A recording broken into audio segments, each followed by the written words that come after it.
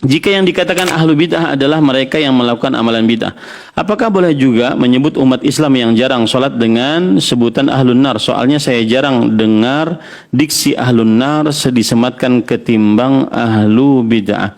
Kenapa tidak boleh kita katakan ahlun nar? Karena tidak ada yang bisa menentukan seseorang penghuni surga atau penghuni neraka kecuali Allah Subhanahu wa taala. Tidak boleh kita memvonis orang menjadi penghuni neraka, penghuni surga, karena itu adalah hak prerogatif Allah Subhanahu wa taala. Tapi dalam permasalahan fiqhiyah kita berhak untuk mengatakan ini adalah perkara yang tidak disyariatkan atau perbuatan bid'ah.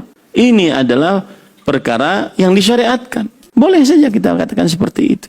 Adapun penentuan bahwa orang yang melakukan perbuatan bid'ah adalah pelaku bid'ah dan pelaku bid'ah adalah ahlu bid'ah. Meskipun ahlu bid'ah itu bertingkat-tingkat. Jadi begini, sebagian ulama di dalam permasalahan-permasalahan fiqhiyah, ijtihadiyah, ada sebagian mereka yang mengatakan ini permasalahan adalah bid'ah. Ini permasalahan adalah sunnah. Jadi biasa saja kalau seandainya ada yang mengatakan ini bid'ah, ini sunnah. Memang terjadi demikian.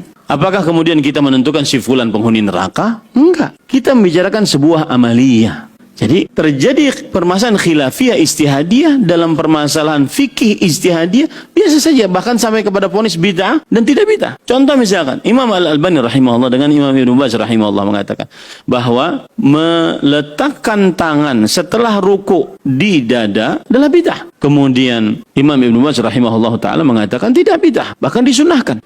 Apakah kemudian pendapat yang menyatakan itu bid'ah, kemudian dia menuduh itu adalah dia ahli bid'ah dan pasti neraka? Enggak ada ya. Ini permasalahan fikih ijtihadiyah. Dan itu tidak melazimkan kita mengatakan bahwa dia pasti neraka. Enggak. Karena permasalahan ijtihadiyah, khilafiyah, ijtihadiyah. Saya pernah ditanya di Rojak tentang hukum kunut subuh. Maka saya katakan bid'ah. Lalu pelakunya bagaimana? Maka pelakunya adalah pelaku bid'ah. Dan dia adalah ahli bid'ah. Nah, yang tidak dipahami di sini bahwa ahli bid'ah itu berarti harus neraka, kemudian dia kekal abadi dalam neraka. Enggak ada. Bukan itu namanya. Ada sebagian yang mengatakan bahwasanya yang melakukan perbuatan kunut subuh bid'ah, oke. Tetapi tidak dikatakan ahli bid'ah. Nah, ini terjadi khilaf lagi di antara para ulama. Paham enggak maksud saya? Jadi di antara para ulama itu pun terjadi khilaf. Belum lagi perkara kunut subuhnya. Tidak boleh kita katakan si fulan ahlun nar. Tidak boleh. Ini vonis terhadap seseorang.